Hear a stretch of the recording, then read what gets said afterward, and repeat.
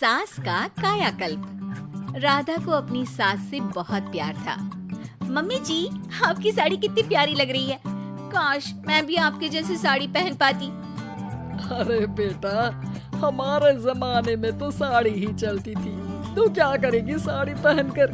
दिन भर भागा दौड़ी करती है। साड़ी कंफर्टेबल नहीं फील कराएगी। तू तो ऐसे ही जचती है बेटा। राधा सास को लेकर घूमने जाती, सैर करती और उनसे खूब बातें किया करती थी।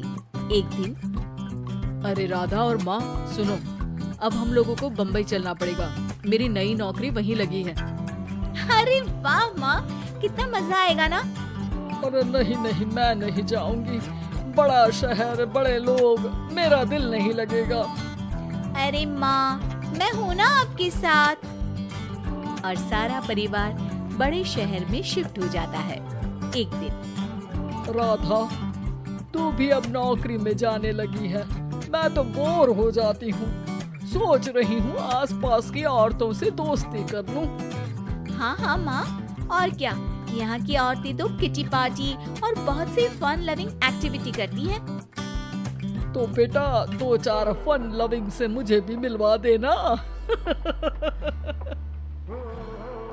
बहू सास के साथ बाहर निकलती है तो देखती है कि सास की उम्र की जो औरतें टहल रही हैं, उनका पहनावा ओढ़ावा सास से बिल्कुल अलग है। लेकिन फिर भी राधा एक औरत को रोकती है।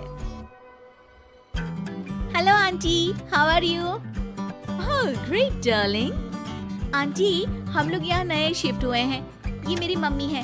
क्या ये कल से आप लोगों को ज्वाइन कर सकती हैं?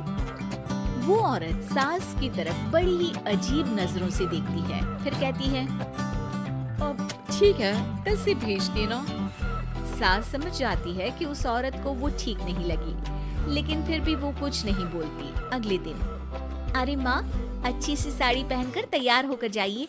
आपको आपकी दोस्तों के पास जाना है ना? और नहीं नहीं, मैं सोच रही हूँ घर पर बैठकर टीवी देखूं। वैसे भी रामायण का नया एपिसोड आएगा।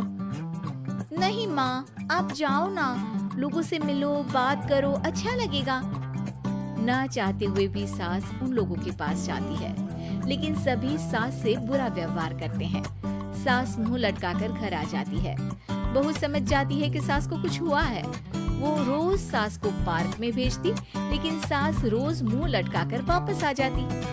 क्या हुआ माँ, आप बाहर जाकर खुश नहीं होती हैं? बेटा खुश तो हूँ, लेकिन क्या माँ? आपको तो लोगों से मिलना, बातें करना अच्छा लगता था। मैं देख रही हूँ कि आजकल आप बाहर से आती हैं तो परेशान सी दिखती हैं। सास कुछ नहीं कहती, अपने कमरे में चली जाती है। अगले दिन राधा चुपके से सास के पीछे पार्क में जाती है। हेलो, कैसे हैं आप लोग? एक औरत मुंह बनाकर साइड हो जाती है। सभी एक दूसरे से बात करती है, लेकिन राधा की सास साइड में चुपचाप अकेली बैठी रहती है। राधा घर आती है और सास के वापस आने का इंतजार करती है।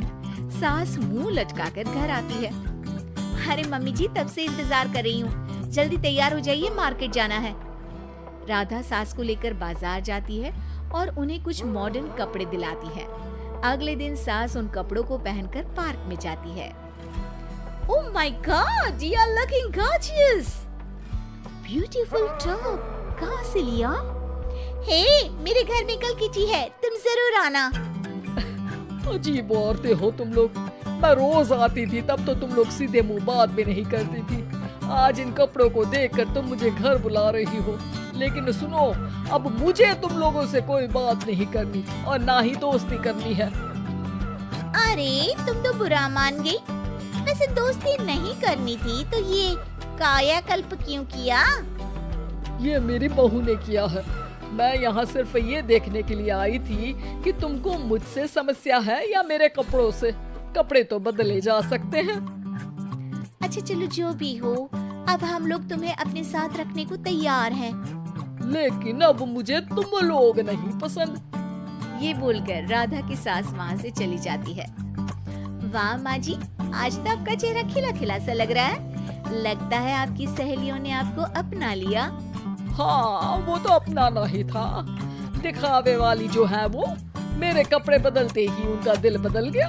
लेकिन आज मैं उन्हें मना कर आई अरे क्यों माँ जी? क्योंकि उन लोगों को मुझसे नहीं मेरे कपड़ों से दोस्ती करनी थी। वैसे मेरे पास तो तू है ना, मेरी प्यारी बहू, मुझे किसी की जरूरत नहीं है। अरे नहीं नहीं माँ जी, आप ऐसा क्यों सोच रही हैं? बेटा ये गलत भी तो नहीं है, जैसा देश वैसा भेष, क्यों? ठीक है ना माँ, अब जब ये हम लोगों का देश है तो क्यों ना हम यहाँ का भेष अपना ले। हाँ हाँ जरूर, मैं तो तैयार हूँ। समय के साथ खुद को बदलने में कोई बुराई नहीं है, लेकिन कहीं नकल के चक्कर में बंदर ना दिखने लगूं। खैर, बहू लग जाती है सास की कायाकल्प।